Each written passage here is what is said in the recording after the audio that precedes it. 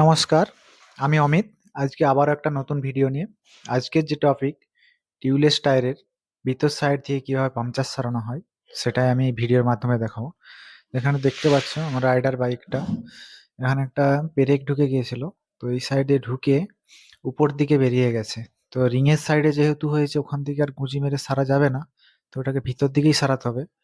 তো আমি কাস্টমারকে বলেছিলাম যে দুটাই ভিতর দিকে সারিয়ে নেওয়ার জন্য, তো খরচার জন্য সে এখন সারাবে না, তো আমি এটাই এখন সারাবো। দেখতে পাচ্ছ আমার লিকুইড ছিল, লিকুইডটা বেরাচ্ছে টায়ারের ঠিক রিংকের সাইডে হয়ে গেছে। তো এখানে কোনো রকম উপর থেকে সারানো যাবে না, আমাকে ভিতর থেকেই সারাতে হবে। তো চলুন বেশি দেরি না করে দেখা যাক স্পেশাল কোনো টুল ছাড়াই ভিতর দিয়ে কীভাবে পাংচার সারানো হয়, আমি ভিডিওর মধ্যে সেটা দেখাবো। তো আমি প্রথমে এটাকে নামিয়ে নেব রিং থেকে। দুটো স্ক্রু ড্রাইভারের সাহায্যে আমি টায়ারটাকে ওপেন করব। চলুন আমি ওপেন করে দেখাই। টায়ার আমার খোলা হয়ে গেছে রিং থেকে। তো আমি এরপর পাংচারটা আমি দেখানোর চেষ্টা করব। দেখতে পাচ্ছ বন্ধু, টায়ারটাতে লিকুইড ছিল, তো লিকুইডটার কারণে অনেকটা চিপচিপা ভাবে দেখা যাচ্ছে। আমার যে পাংচারটা হয়েছে দেখতে পাচ্ছ, এই যে এখানটাতে, এটাই আমার পাংচার হয়েছে। তো এটা আমি ভিতর থেকে রিপেয়ারিং করার চেষ্টা করবো। চলুন টায়ারটা আমি আগে ঘষে নিই। তো আমি টায়ারটা ঘষার জন্য এখানে একটা সিরিজ পেপার ইউজ করব। এই সিরিজ পেপারের সাহায্যে আমি টায়ারটা আগে ঘষে নেব। এটা না ভালোভাবে ঘষলে এখানে কিন্তু আমার মানে যে পট্টিটা দেবো সেই পট্টিটা চিটবে না। তো প্রথমে আমি এটা সিরিজ পেপার দিয়ে একটু ঘষে নিই।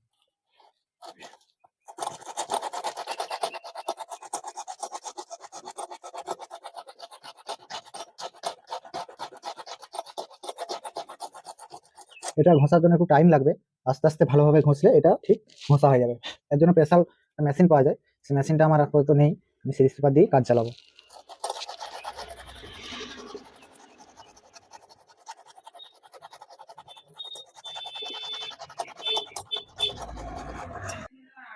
ফাইনালি আমার টায়ারটা ঘষা হয়ে গেছে।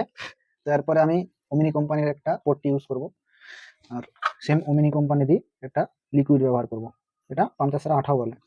চলো এটা এখানে ইউজ করি। এটা এখানে দিয়ে দিলাম, দিয়ে ভালোভাবে এটা চার সাইডটাই দিয়ে দিলাম।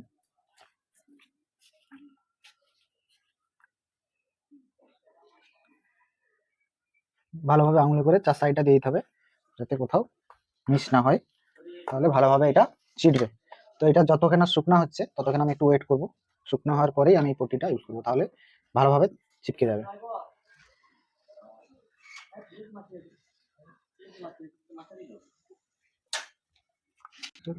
তো আমার এটা শুকনো হয়ে গেছে। আমি এরপরে এই পট্টিটা ওখানে আমি চিপকাবো।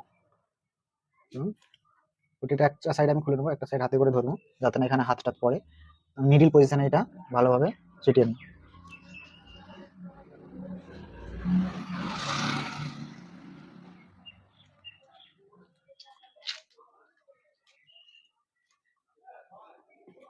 মিডিল পজিশনে আমি বসিয়ে দিয়েছি। এটা একটু আমি ঘষে নেবো, যাতে ভালোভাবে এটা বসে যায়।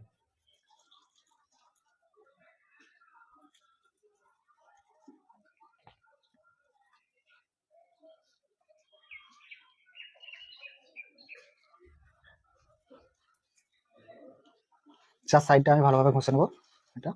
তারপর উপরে যে সিক্সটিটা দেওয়া থাকে ক্যারিটা, এটা আমি স্ক্রুড্রাইভারের সাহায্যে এটাকে তুলে নেবো।